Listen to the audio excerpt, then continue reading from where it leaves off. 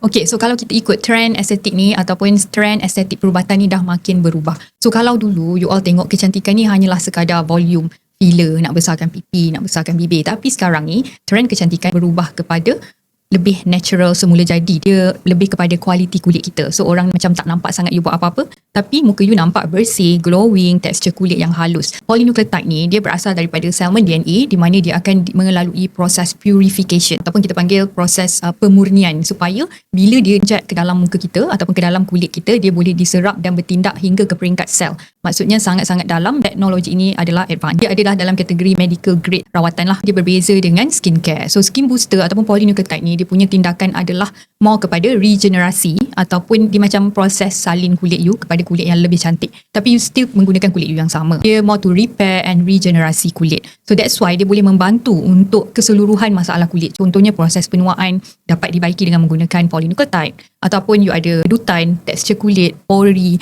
jerawat, parut lekuk. Kesimpulannya kat sini, polynucleotide ni sangat-sangat membantu ke semua masalah kulit kita. Polynucleotide ada kaitan dengan filler. So filler ni dia more kepada memberi volume ataupun meningkatkan isi padu ruang kulit kita. Maksudnya nak jadikan kulit you lebih greasy dan sebagainya. So ada orang ada nak besarkan pipi, itu adalah filler. Tu sebab tu dia maksudnya filler. So kalau polynucleotide ni dia more kepada nak repair kualiti kulit kita.